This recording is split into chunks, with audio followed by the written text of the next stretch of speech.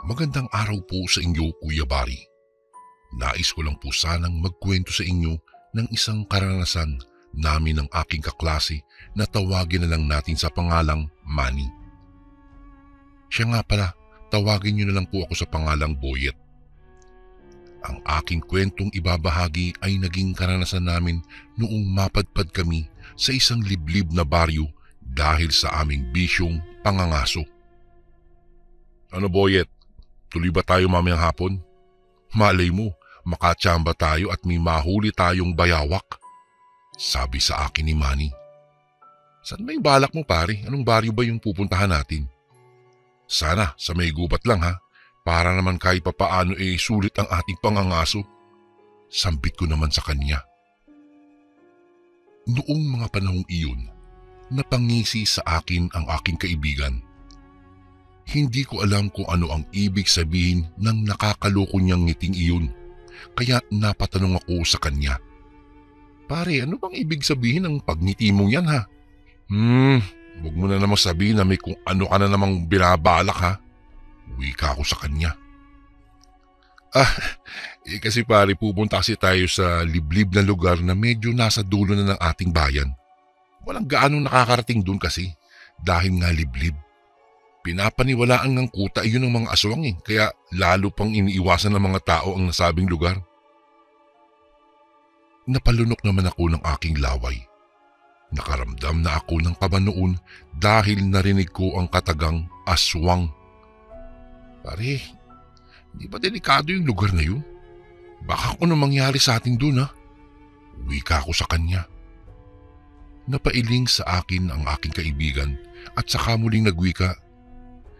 Hindi naman pre, kung alam nating peligroso ang lugar, uuwi tayo kagad. Sabi niya na siyang tinanguan ko naman. Dahil sa naging pag-uusap naming iyon, pumayag ako sa kagustuhan ng aking kaibigan. Nang makapagpaalam siya, inihanda ko na rin ang aking sarili at saka ang mga gamit na aking gagamitin. Pare, sana may mahuli na ako kahit na isa lang. Sambit niya sa akin. Noong nasiguro ko na ang mga damit sa kagamit na aking dadalhin, nagpahangin ako sa labas ng aming bahay. Hinintay ko ang pagbabalik ni Manny hanggang sa malapit ng dumilim iyon. Saktong babalik na sana ako sa loob ng aming bahay nang makita kong paparating na si Manny. Kaya kinuha ko na ang aking mga dadalhin at saka sinalubong siya. O tayo na pre. Pagyaya niya sa akin na agad ko namang tinanguhan. Mabilis kaming naglakad patungo sa kalsada at saka nag-abang ng masasakyan. Subalit makalipas ang ilang minutong paghihintay ng masasakyan, wala pa ring dumating. Dahil doon, nagpasya na lang kaming magkaibigan na lakarin ang patungo sa liblib ng baryong iyon. Habang naglalakad noon, nakaramdam ako ng kakaibang kilabot. Ako, bakit kaya ito ang aking nararamdaman? Tanong ko sa aking sarili. Nagpasya kami ni Manny na dumaan sa mga shortcut at makaraan lang ang humigit 1.5 oras na paglalakad. Nakarating kami sa liblib na baryong iyon. Nagtaka pa nga ako dahil wala palang gaanong bahay roon. Bakit kaya walang mga kabahayan dito? Tanong ko kay Manny. May mga kabahayan naman dito. Pero siguro dun sa bandang malapit sa simbahan nila. Tugon sa akin ng aking kaibigan. Nagpasya kaming pumasok na sa gubat at saka sinimulan ang pangangaso. Saktong may nakita kaming isang malaking bayawak kaya sinundan namin iyon ni Manny. Ayun pre, doon pumunta yung bayawak. Bilisan natin baka mawala pa yun. Sabi ko naman sa kanya. Naisip ko na sayang kasi kung makawala iyon dahil may kalakihan naman ang nasabing bayawak na iyon. Lakad takbo ang nagawa namin ni Manny upang habulin ang nasabing hayop. Subalit nakalabas na kami sa kabilang bahagi ng gubat ngunit hindi na namin natanaw pa ang nasabing bayawak. Nampuch, saan kaya nagpunta yun? Ito lang naman yung direksyon na tinahak nun Pagtatakang wika ng aking kaibigan.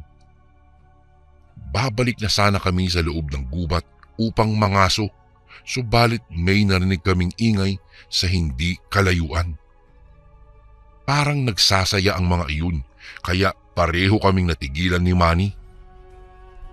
Uy, ano kaya ang meron at parang may kasiyahan doon Tanong ko sabay turo kung saan banda nanggagaling ang ingay. Baka may piging. Halika, subukan natin puntahan yun. Baka naman makakain tayo roon. Nakangising sabi sa akin ni Manny. Dahil nauna na siyang maglakad, wala na akong nagawa pa kung hindi ang sumama sa kanya, Kuya Bari. Habang naglalakad noon ay napapaisip ako kung ano ang mayroon sa bahaging tinutungo namin. Noong medyo malapit na kami sa lugar kung saan may nagdaraos ng piging, nakita naming maraming mga tao ang naroroon at kumakain.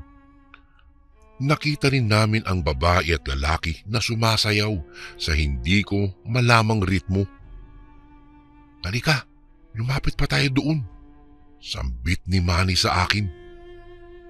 Naglakad pa kami hanggang sa kita na namin ang mga taong naroroon. Aba, mukhang may kasalang nagaganap dyan Bulalas ko sa kanya. Napangisi naman ang aking kaibigan nang wikain ko iyon.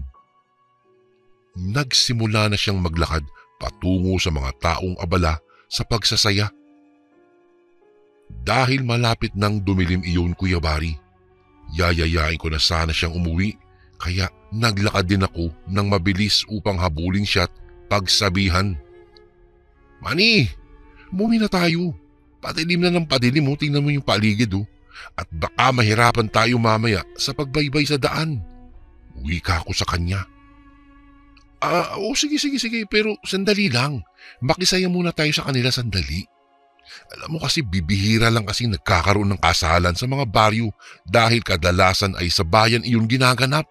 Sige na, sabi niya sa akin. Bago ko po ipagpatuloy ang kwentong ito ay may request sana ako sa iyo kasundo. Isang pindot lang ito kasundo sa subscribe button namin. Malaking tulong po ito sa amin kasundo upang mapagpatuloy pa namin ang mas marami pang magagandang kwento. Salamat sa pag-subscribe mo, bagong kasundo. Napailing ako dahil sa kanyang sinabi. Muli ko pa sana siyang yayayain, subalit muli siyang naglakad. Sige na pre, sandali lang tayo. Tingnan lang natin kung paano nila iyon dinaraos, sabi niya habang naglalakad.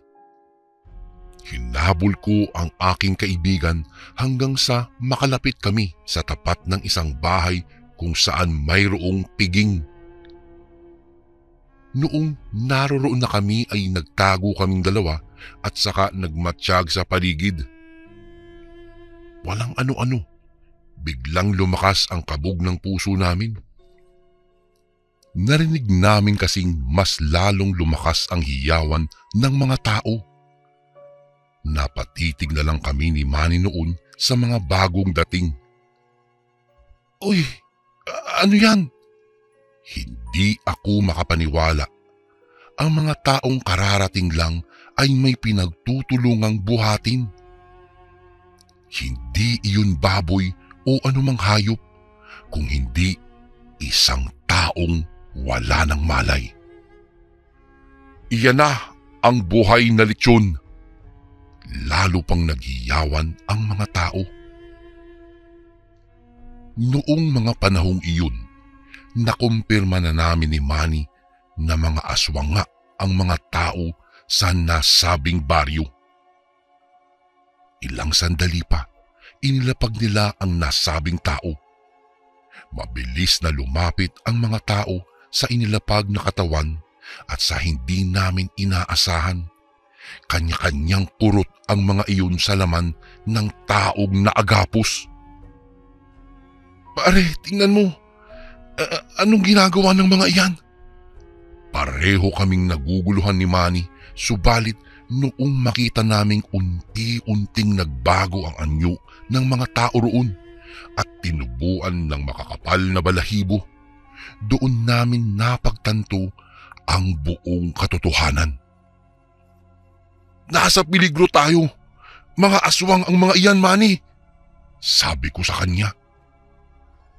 Napatango siya sa akin, ngunit parang wala siyang balak na umalis. Nakapako lang ang kanyang paningin sa mga aswang na sarap sa taong kanilang nilalantakan. Manny, umalis na tayo rito bago tayo mahuli, sabi ko na inilingan pa niya. Itinaboy pa niya ako at saka sinabi niyang ako na ang bahala sa aking sarili. Sa kadahilanang iyon, mabilis akong umalis sa lugar na iyon at saka hindi na ako lumingon pa kay Manny. Iniwanan ko na siya. Natigilan lang ako noon sa aking pagtakbo nang marinig ko ang boses niya na sumisigaw. Si Manny yun ah, tanong ko sa aking sarili. Naisip kong baka kailangan niya ng tulong, kaya bumalik ako sa bahagi kung saan kami nagtago at sumilip sa kasalan. Dali-dali akong naglakad patungo roon, subalit noong makabalik na ako roon, nakaramdam ako ng kilabot dahil wala na roon si Manny. Walang ano-ano, nagulat ako nang may masagi ako. Pinulot ko iyon at nabahala ako nang mawaring sombrero iyon ng aking kaibigan. Ilang sandali pa, napatingin ako sa mga kabahayan doon nang may marinig akong sigaw na nanghihingi ng tulong. Pamilyar sa akin ang boss na yan ah. Kay Manny yun. Bulalas ko. Kahit na may pag-aalinlangan sa aking kalooban, naisip ko pa ring bumalik at iligtas ang aking kaibigan. Sa kadahilanang iyon, maingat akong naglakad patungo sa kung saan idinadaos ang kasalan. Habang humahakbang ay sumasabay rin ang pagtibok ng aking puso. Nang walang ano-ano, nakita ko ang mga tao na lumabas sa kani-kanilang kabahayan. Nakita ko rin ang ilang kalalakihan na may pinagtutulungang buhatin. Namulagat na lang ang aking mga mata noon nang mapagtanto ko na ang kaibigan kong iyon. Anong gagawin nila kay Manny? Noong mga panahong iyon, nais kong sumigaw para awatin sila. Ngunit naisip kong baka kung gagawa ako ng ingay, mababaling ang kanilang atensyon sa akin at ako ang kanilang huhulihin. Dahil doon, tahimik lang akong nagmatsyag sa kung anong ginagawa nila. Walang ano-ano, narinig kong sumigaw ang aking kaibigan. Kinuyog siya ng mga tao roon, kaya napapikit na lang ako ng aking mga mata. Ilang sandali pa, narinig ko na lang na umangil ang mga taong iyon. Nang muli ko silang tignan ay nag-iba na sila ng kanilang anyo. Mula sa pagiging tao ay naging mabalahibong nilalang. Nanlumo na lamang ako noon, Kuya Bari, nang makita kong pinagpipiestan ng mga aswang ang aking kaibigan. Dinig na dinig ko ang pagmamakaawa ni Manny, subalit wala na siyang nagawa pa. Umalis ako sa lugar na iyon na mabigat ang aking pakiramdam. Hindi ko akalain ang pagsilip lang namin sa kasalang naganap na iyon ang magiging mitya ng buhay ng aking kaibigan. Nangangatog ang aking mga tuhod na binaybay ang daan pauwi. Hindi ko mapigilang umiyak dahil hindi maalis sa aking isipan ang pangyayaring iyon. Hindi ako makapaniwala na wala na ang aking kaibigang si Manny. Kung sana lang nakinig siya, buhay pa rin siya hanggang ngayon. Pagkarating ko po sa aming baryo, Kuya Bari, ay dumiretso ako sa barangay namin upang i-report ang nangyari. Hindi Hindi naman makapaniwala ang mga taong nakarinig sa aking salaysay.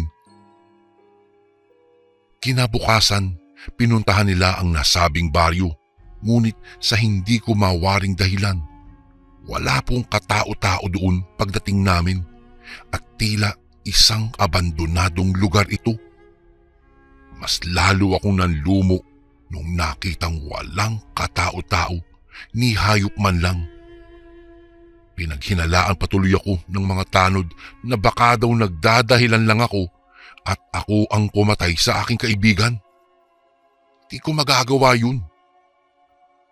Sa kasamaang palad, walang natagpuang mani sa lugar na iyon.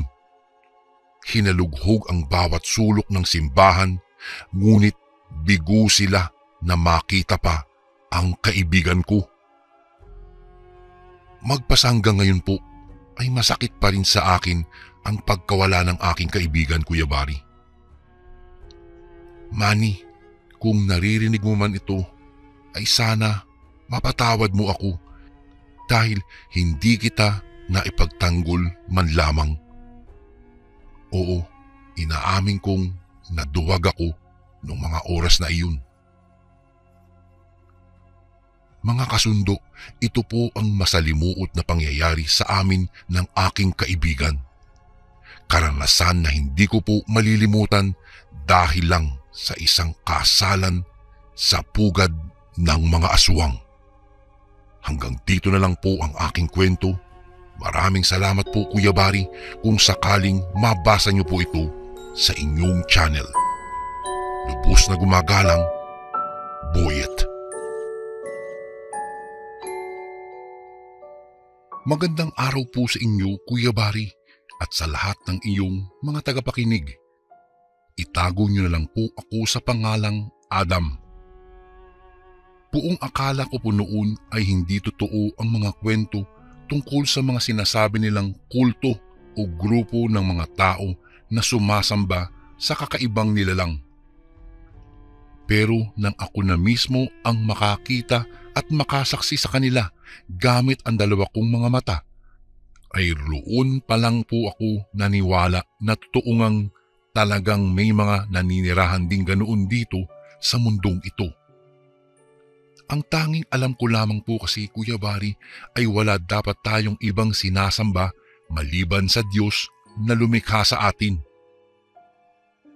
Taong 1900 at 90. Binata pa po ako noong mga panahong iyon, Kuya Barry. Nakatira pa po kami noon sa probinsya ng Mindoro kasama ang aking mga magulang at mga kapatid. Kahit papaano ay maayos at matiwasay naman po ang naging pamumuhay namin. Bagamat hindi naman po kami gaanong nakakaangat sa buhay, ay masasabi ko pa ring masaya kami. Dahil sama-sama kaming pamilya at wala kaming iniindang anumang mga sakit o karamdaman. At iyon naman po talaga ang pinakamahalaga sa lahat, hindi ba? Dahil sabi nga po nila, masyadong mahal at mahirap ang magkasakit. Ang mga mamamayan po sa aming lugar ay nagkakaisa at nagkakasundo. Kapag mayroong problema ang isa ay tinutulungan at dinadamayan ng kanyang mga malalapit na kapitbahay. Maayos din po ang pamamalakad ng mga pinuno na namumuno sa amin, kung kaya't halos wala na yata kaming mahihiling pa. Sa katunayan, marami nga po ang humahanga sa mga kalapitbayan namin at naghahangad na lumipat na rin sa aming lugar dahil ito raw ang klase ng lugar na nais nilang pamuhayan. Dumating ang fiesta sa aming lugar at maraming mga tao ang dumalo at nagkaisa sa pagdiriwang. Naging masaya ang lahat sa araw na iyon, Kuya Barry, ngunit ang hindi namin alam ay ang kapalit pala ng kasiyahan na iyon ay isang pangyayaring hindi namin inaasahan. Matapos po kasi ang nangyaring fiesta sa aming lugar ay bigla na lamang may isang bata ang nagkaroon ng malalang sakit. Bagamat hindi naman po namin kaano-ano ang batang iyon, ay hindi pa rin maiwasang mabahala ng aming pamilya. Masyado naman po kasing nakapagtataka na bigla na lamang siyang nagkaganoon. Kahit kilala siya sa pagiging malusog na bata. Halos umabot din ng ilang araw ang sakit ng batang iyon, ngunit kahit dinala na siya ng kanyang pamilya sa iba't ibang klase ng manggagamot ay hindi pa rin iyon nawala. Pagsusuka at panghihina ang naging sanhi ng kamatayan ng nasabing batang iyon, Kuya Bari. Buong akala namin ay iyon na ang una at huling problema na darating, ngunit hindi pa po pala dahil patikim pa lamang pala iyon.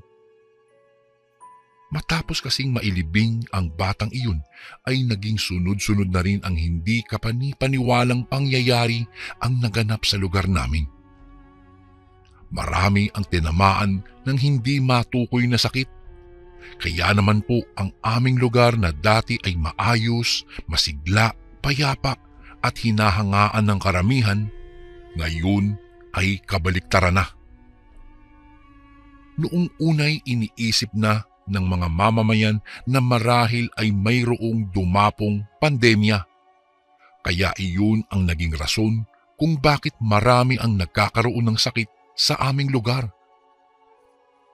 Kaya naman naging ilag ang mga tao sa isa't isa dahil sa takot na baka maging sila ay mahawa rin. Maging kami ng aming pamilya ay mas pinili na lamang ding manatili sa loob ng aming bahay noong mga panahong iyon, Kuya Bari. Tulad ng iba, syempre ayaw rin po namin kami ay mahawa rin sa sakit ng iba. Kaya kahit labag man sa aming loob ay wala kaming ibang pagpipilian dahil iyon ang makabubuti para sa lahat. Dumaan ang ilang linggo, ngunit wala pa ring naging pagbabago. Sa halip, mas lalo pa nga pong lumala ang sitwasyon.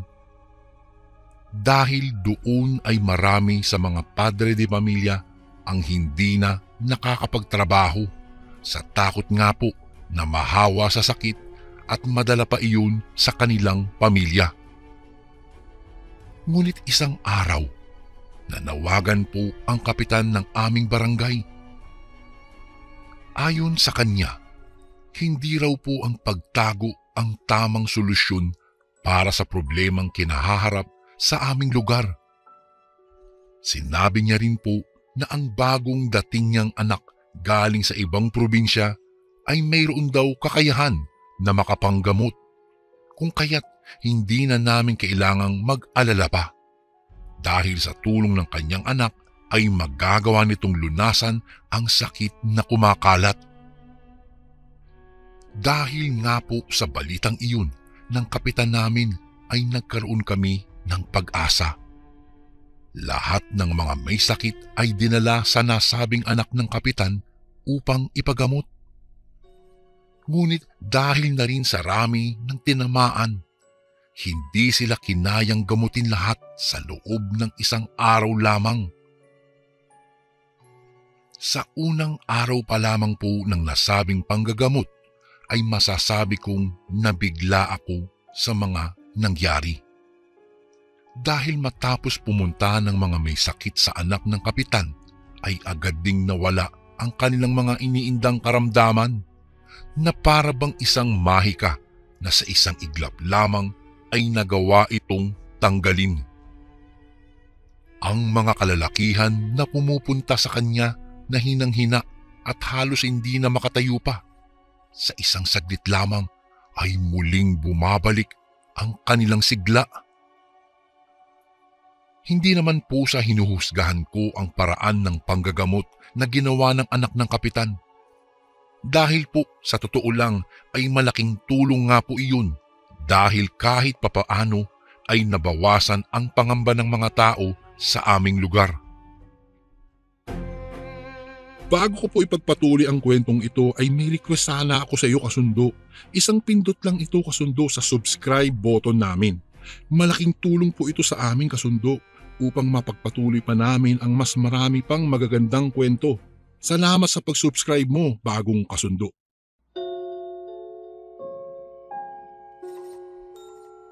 Kaya lang po, Kuya Bari, hindi ko maintindihan kung paano niya nagawang pagalingin ang mga may sakit.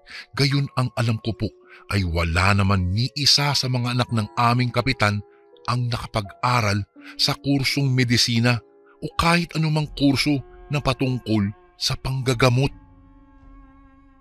Hindi ko tuloy maiwasang magtaka at makapag-isip ng kung ano-ano.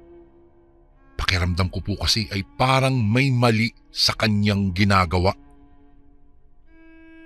Makalipas nga po ang 3 araw ng kanyang naging panggagamot ay gumaling na lahat ng dinapuan ng sakit sa aming lugar. Yun nga lang, parang may napansin akong kaunting pagbabago sa kanila. Marahil nga po ay oo, napagaling sila. Subalit parang hindi na sila katulad ng dati.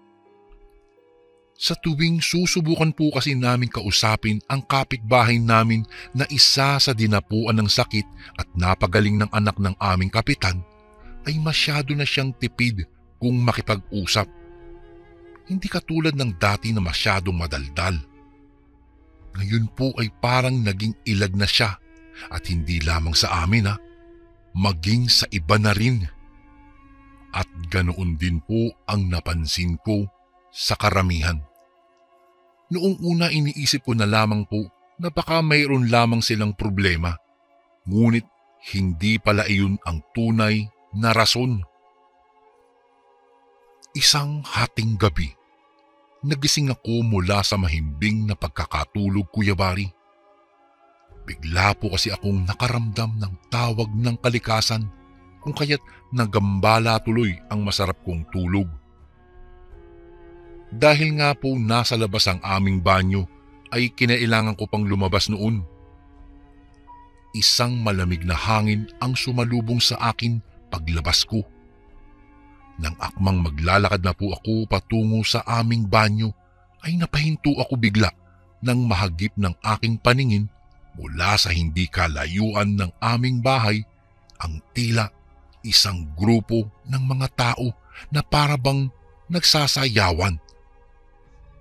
Agad naman akong nagtaka at napaisip kung talaga bang tama ang nakikita ko na nagsasayawan sila gayong 10 oras na ng gabi. Upang makasiguro ay lumapit po ako sa kanila. Lumabas ako ng bahay. Nagtago ako sa isang malaking puno malapit sa kanilang pwesto upang hindi nila ako makita. Doon ko pinagmasdan at pinakinggan ng mabuti ang kanilang ginagawa at mga inuusal na salitang hindi ko naman talaga maintindihan. Mga ilang minuto na rin akong namalagi roon habang nakikiusyoso. Doon ko po napagtanto, Kuya Bari, na hindi pala sila nagsasayawan, kung hindi isang ritual ang kanilang ginagawa. Sa tansya ko po ay aabot ng 12 tao ang naroroon. Lahat sila ay may nakatalukbong na tela sa kanilang mga ulo. Kaya hindi ko sila mamukhaan lalo pat gabi rin. Tanging ang liwanag ng apoy lamang na nasa kanilang gitna ang nagsisilbing liwanag noon na aking nakikita. Maya-maya pa ay nagsiluhod sila at may isang tao lamang ang natirang nakatayo. Sa hindi malamang dahilan ay biglang umihip ng malakas ang hangin, dahilan para liparin ang tela na nakalagay sa kanilang ulo, kaya nakita at nakilala ko kung sino siya. Nanlaki ang aking mga mata at hindi makapaniwalang nang mapagtanto kong ang anak pala iyon ng kapitan. Hinanap ng paningin ko ang kanyang ama at hindi nga ako nabigong makita siya. Kabilang siya sa mga taong nakaluhod sa harapan ng kanyang anak. Bakit nila sinasamba ang babaeng iyan? Pabulong na tanong ko sa aking sarili.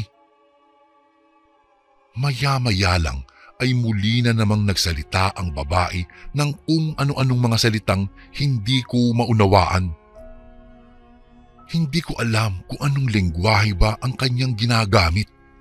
Ngunit isa lang ang alam ko. Isa iyong ritual upang mapasunod niya ang mga taong nakaluhod sa kanyang harapan dahil sinasabayan siya ng mga ito. Matapos niyon ay dahan-dahan silang nagsilapitan sa babae at parang mayroong ipinasang kung anumang bagay na kulay itim sa kanila ang nilalang. Doon ko rin nakilala na ang mga taong iyon pala na sumasamba sa babae ay ang mga tao lang ding ginamot niya sa sakit. Ngayon, alam ko na. Alam ko na kung bakit parang nagkaroon ng mga pagbabago sa kanila. Iyon pala ay dahil nasa ilalim na sila ng kanyang ritual. Kaya pala ganoon na lamang siya kung sambahin at luhuran ng mga tao. Akmang aalis na sana ako upang bumalik sa amin at ipaalam sa lahat ang nakita ko. Ngunit bigla naman akong may natapakan na tuyong tangkay dahilan para lumikha iyon ng ingay at mapatingin silang lahat sa akin. Agad na kumalabog ng husto ang aking dibdib, Kuya Bari, dahil sa takot at kaba. Bago pa man sila makalapit sa akin ay inipon ko na lahat ng aking lakas upang makatakbo at makatakas. Noong makarating ako sa bahay ay para na akong naligo sa sarili kong pawis dahil sa pagod. Hangos na din ako noong mga sandaling iyon at kulang na lang yata ay atakihin na ako sa puso, Kuya Bari. Nang gabi rin pong iyon, agad kaming umalis sa lugar na iyon matapos kong ikwento sa aking pamilya ang aking nakita. Sa ngayon po ay hindi na namin binalikan pa ang lugar na iyon, Kuya Bari. Ayaw po kasi namin na baka balang araw ay maging isa na rin kami sa mapasailalim sa ritual ng nilalang na iyon at mawala rin kami sa katinuan katulad ng nangyari sa iba. Sa ngayon po, masaya na po kaming naninirahan dito sa probinsya ng Bulacan. Bagamat hindi ko pa rin po makakalimutan ang tungkol sa kulto sa Mindoro na aking nasaksihan. Kahit papaano ay maayos na rin po ngayon ang aming buhay. Isang pangyayaring kakaiba at hindi ko akalain na matutuklasan ko. Isang uri ng panggagamot na mayroon palang kapalit. Gumaling ka nga pero kaluluwa mo pala ang kapalit nito. Isang karanasan ang aking nasaksihan na hindi ko malilimutan, Kuya Bari, dahil minsan kong nakita ang mga kaawa-awa kong mga kapitbahay na pumasok sa bitag sa isang kulto sa Mindoro. Hanggang dito na lang po ang aking kwento, Kuya Bari.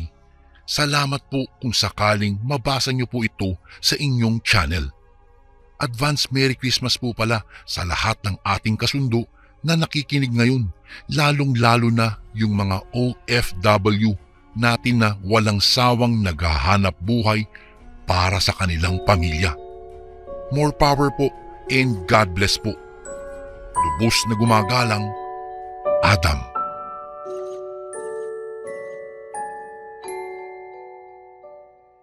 Magandang araw po sa lahat ng mga tagapakinig.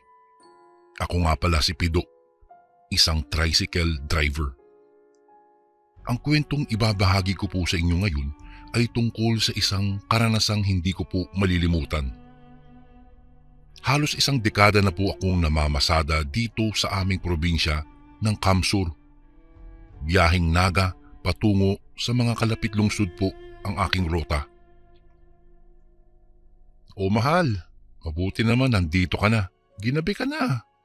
Kanina ka pa namin hinihintay ng mga anak mo. Bungad sa akin ng aking asawang si Melinda nang makauwi ako sa bahay galing sa pamamasada. Ay, naku mahal, pasensya na kayo. Medyo matumal kasi ang kita ko ngayon eh. Kaya naghintay pa ako ng mga ilang oras.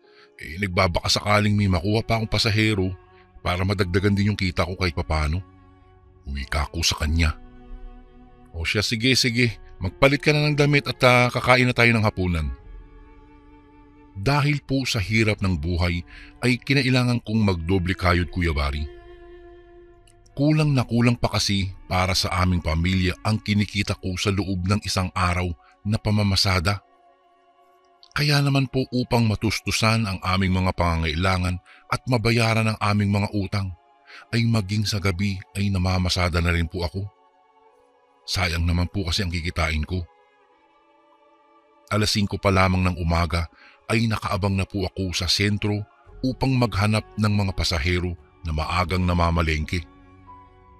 Pagkatapos niyan ay tuloy-tuloy na ang magiging biyahe ko hanggang hating gabi.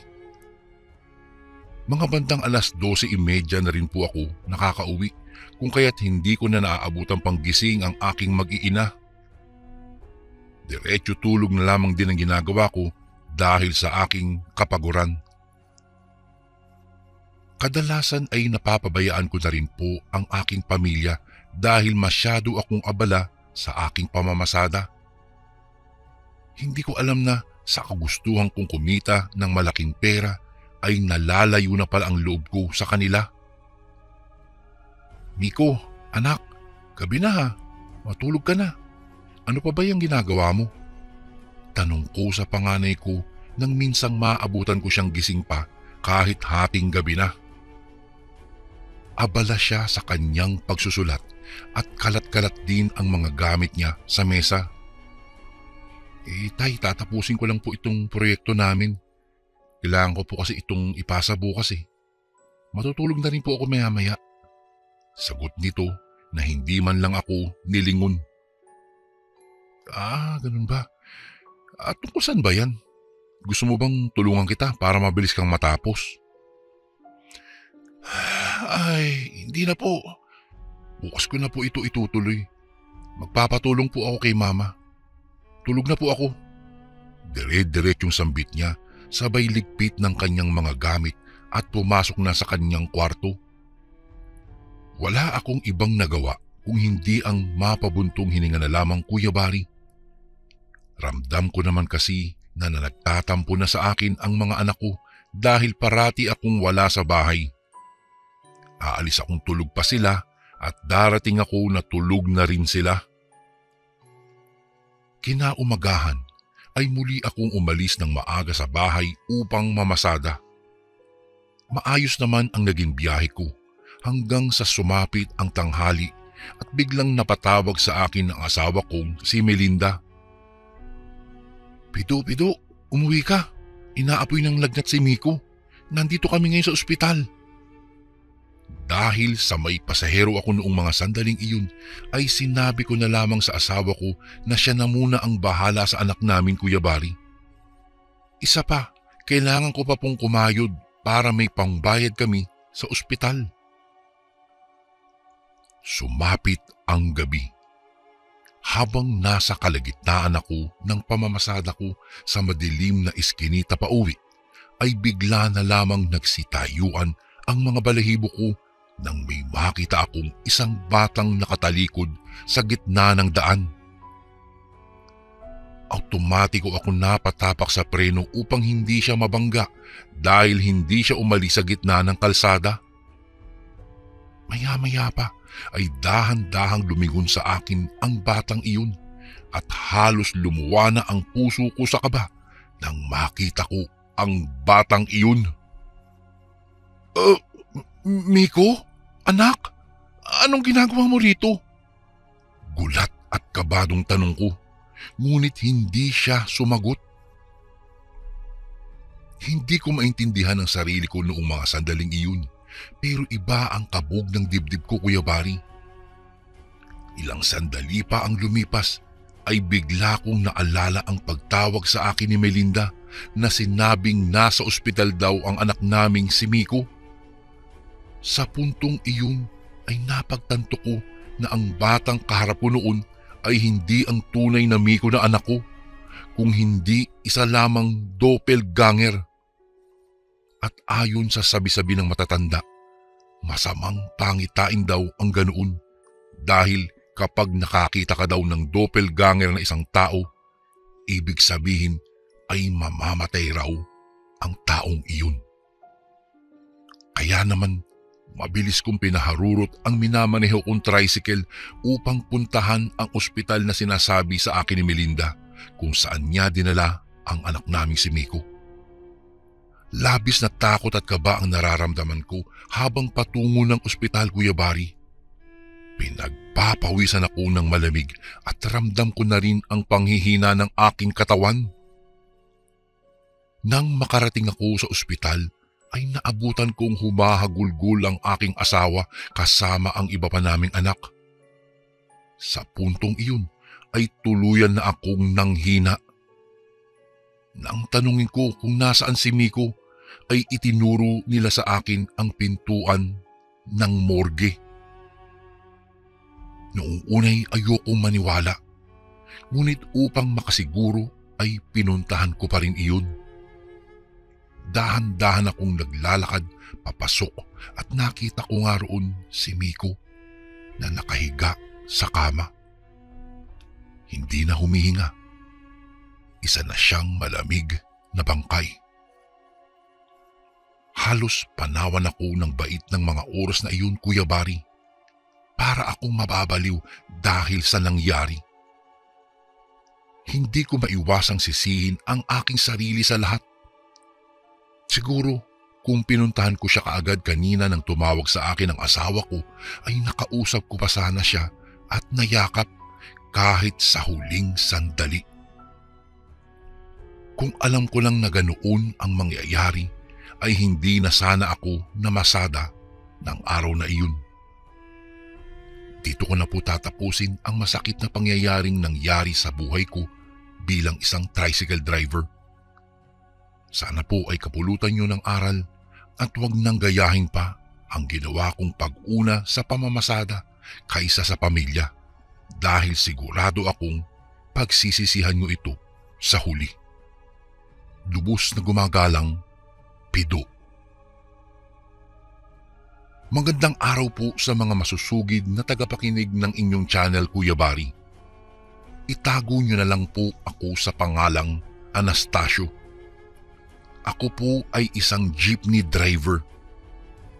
Matagal-tagal na rin po akong namamasada gamit ang ipinamanang jeep sa akin ng aking ama.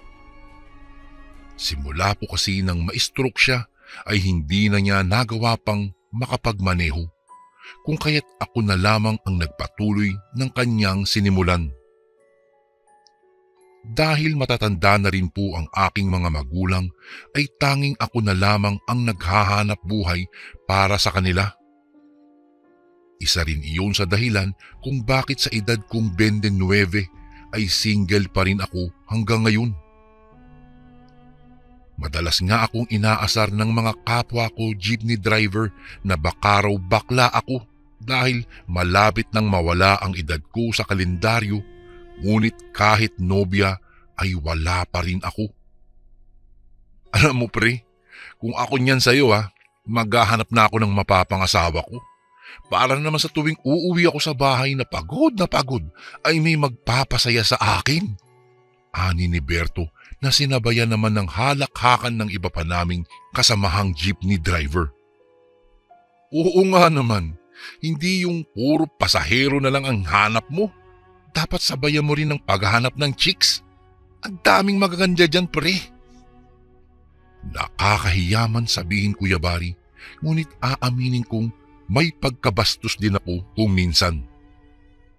Lalo pa kung minsang may pasahero kong babae na kung makasuot ng damit ay halos kita na ang kaluluwa dahil sa iksi ng mga suot nito. Hindi ko talaga maiwasan na mapatingin at mapatitig sa kanila ng patago kapag ganoon na ang sitwasyon. Pero hanggang titig lang po ang ginagawa ko, Kuya Bari Kailanman ay hindi ko binalak na gumawa ng masama sa isang babae dahil nire-respeto ko po ang nanay ko bilang isa ring babae. Isang gabi, pasado 10:00 na po kung kaya't napagpasyan ko ng umuwi dahil pakiramdam ko ay wala na naman akong makukuhang pasahero sa ganoong oras. Habang nasa kalagitnaan ng pamamasada pauwi sa amin ay bigla na lamang may isang babae ang pumara sa akin. Nagtataka ako nung una kung bakit siya pumara sa akin gayong wala naman akong ibang sakay na pasahero dahil nga pauwi na ako. Tatanggihan ko na sana siya, ngunit nang mapatingin ako sa paligid ay nakita kong wala nang ibang tao at sasakyan sa labas maliban sa aming dalawa, kung kaya't nakonsensya naman akong iwan siya ng mag-isa. Wala akong ibang nagawa kung hindi ang pasakayin ang babaeng ito.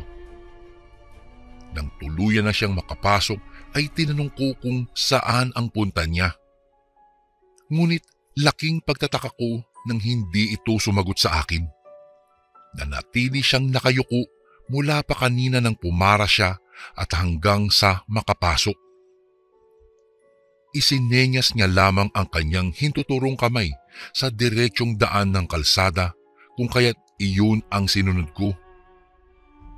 Marahil ay mahiyain ang babae kaya hindi siya nagsasalita at parating nakayuko. Duda ko nga nung una ay pipi ito. Dumaan ang halos kalahating oras ay hindi ko pa rin naririnig ang pagpara ng babae. Hindi ko na tuloy maiwasang kabahan ng mga sandaling iyon, Kuya Bari, lalo pat ang daan na tinatahak namin ay masyado ng madilim dahil walang mga ilaw sa paligid at wala ring mga kabahayan. Miss, saan ba kasi ang punta mo? Kanina pa tayo rito bumabiyahe pero hindi ka pa rin bumababa.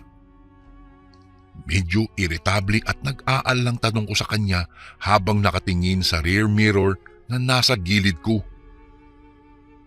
Mula sa salamin na iyon ay nakita ko ang dahan-dahang pag-angat ng tingin ng babae sa akin.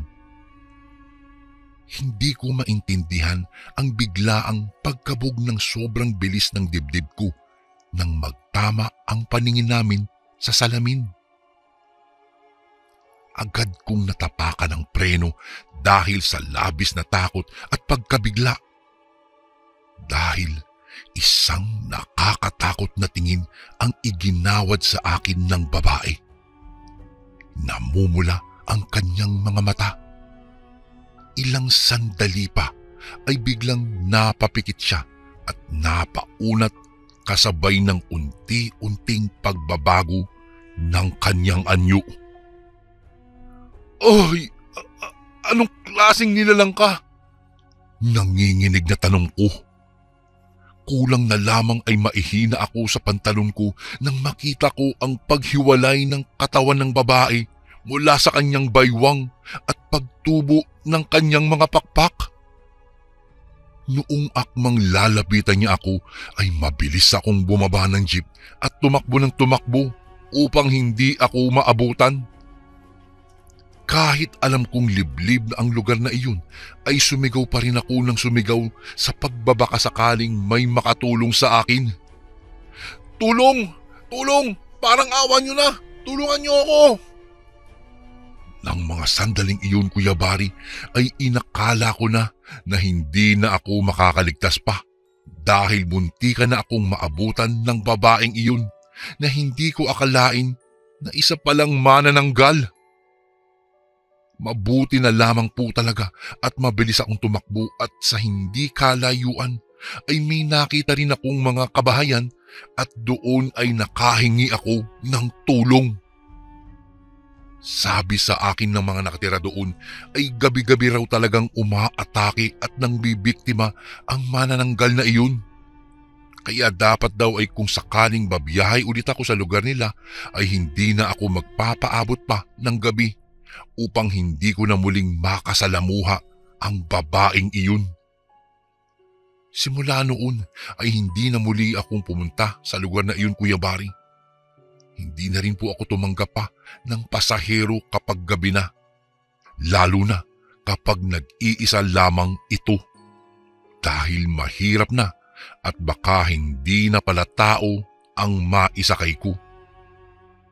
Dito ko na po tatapusin ang aking kwento. Salamat po sa pagbibigay ng inyong oras upang ito ay mabasa. Lubos na gumagalang, Anastasio. Bago ko po ipagpatuloy ang kwentong ito ay may request sana ako sa iyo kasundo. Isang pindot lang ito kasundo sa subscribe button namin. Malaking tulong po ito sa amin kasundo upang mapagpatuloy pa namin ang mas marami pang magagandang kwento. Salamat sa pag-subscribe mo, bagong kasundo.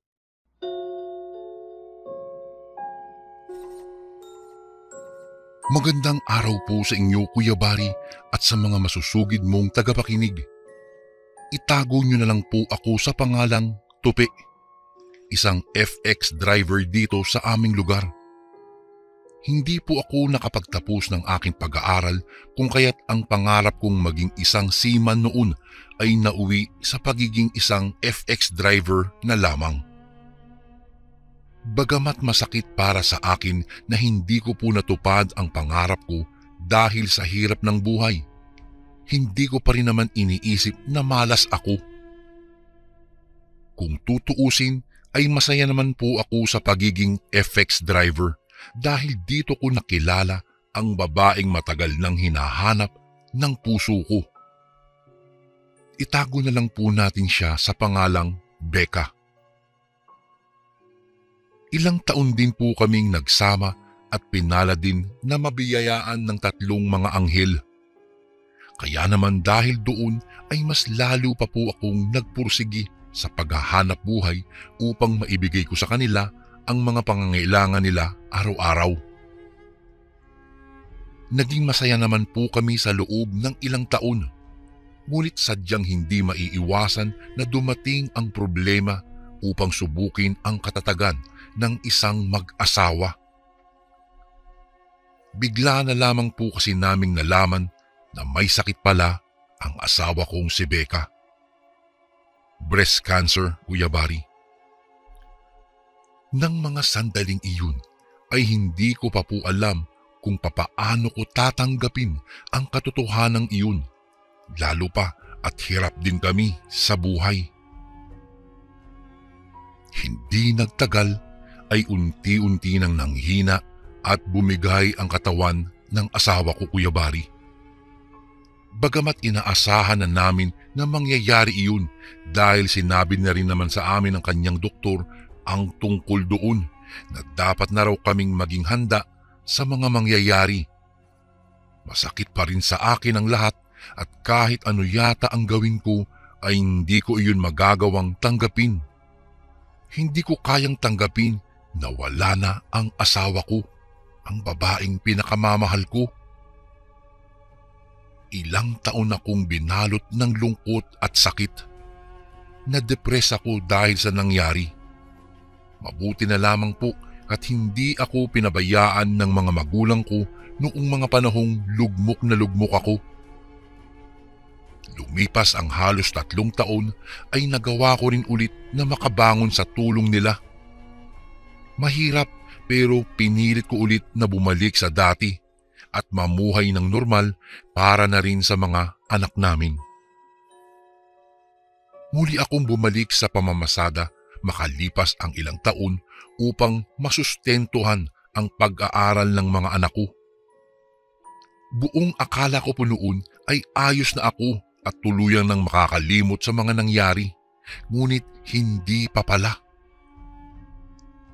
Isang hapon, nang minsang mapadaan ako sa lugar kung saan kami unang nagkakilala ni Becca, ay bigla na lamang bumalik sa akin ang lahat ng masasayang alaala naming dalawa. Dahil doon ay nakalimot ako sa realidad na wala na siya.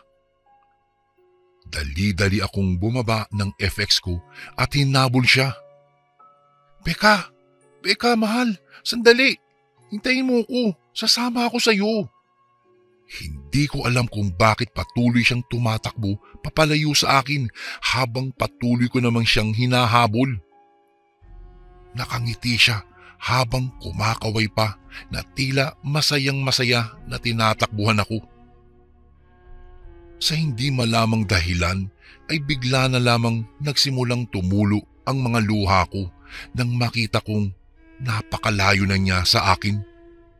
Pero kahit ganun pa man ay hindi ako tumigil sa katatakbo dahil ayokong mawala siya sa paningin ko. Hindi ko na namalayan ang oras ng mga sandaling iyon, Kuya Bari. Bigla ko na lamang napagtanto na gabi na pala noon nang makita kong madilim na ang paligid. Hinanap ko rin noon ang hinahabol kong si Becca, ngunit bigla na lamang siyang naglaho na parang bula. Doon ko rin napagtanto na nasa sementeryo na pala ako noong oras na iyon. Hindi ko alam kung papaano ako nakarating doon. Ngunit marahil ay doon ako dinala ng mga paa ko sa katatakbo upang ipaalam sa akin ang buong katotohanan na ang taong hinahabol ko ay matagal nang namaalam sa mundong ito. Maya-maya pa, bigla na lamang akong may natanaw na mga taong papalapit sa akin. Ang mga itsura nila at kulay ng balat ay namumutla na parabang mayroon mga iniindang malalang karamdaman. Napatingin ako sa kanila mula ulo hanggang paa at nakita ko na hindi nakatapak sa lupa ang mga paa nila. Ngunit sa halip na makaramdam ng takot ay naiyak na lamang ako nang muli kong makita si Becca na kasama na nila. Nakangiti siya sa akin, ngunit kita ko mula roon ang lungkot na nararamdaman niya. Gustuhin ko man siyang lapitan noong mga sandaling iyon ay hindi ko na nagawa pa nang bigla na lamang silang maglaho. Tol! Uy, Tol! Anong ginagawa mo rito? Napatingin ako sa lalaking nagsalita at tumapik sa aking balikat. Nakita ko ang kaibigan kong si Reynand na kapwa ko rin FX driver. Nakita kita kanina na bumaba sa FX mo at nagtatakbo. Kaya nagtaka ako kung saan ka pupunta. Kaya kita sinundan, pre. Tol, si Becca. Si Becca. Umiiyak na usal ko sa kanya. Pare wala na si Becca. Maigit 3 taon nang patay ang asawa mo. Pare, tanggapin mo na yun. Hala na, halika na, umuwi na tayo. Siguradong hinihintay ka na ng mga anak mo. Tara na, pre. Inakay na ako pauwi ni Reynand ng mga oras na iyon, Kuya Bari. Bagamat hanggang ngayon ay masakit pa rin sa akin ang pagkawala ng asawa ko, ay natutunan ko na ring tanggapin iyon kahit papaano. Alam ko kasing hindi rin niya ikatutuwa na makita akong nagdurusa pa rin hanggang ngayon dahil sa pagkawala niya. Hanggang dito na lang po ang aking kwento, Kuya Bari. Maraming salamat po sa paglalaan ng oras upang ito ay mailahad nyo sa inyong mga tagapakinig. More power po sa Ang Sundo Horror Stories. Lubos na gumagalang, Tope. And again, maraming salamat po mga kasundo. Don't forget to subscribe and i-click nyo lang po yung bell na button para updated po kayo sa mga upcoming videos namin na paparating. Maraming salamat po ulit. God bless and ingat po lagi dyan. Ito po si Kuya Bari at ako ang Sundo.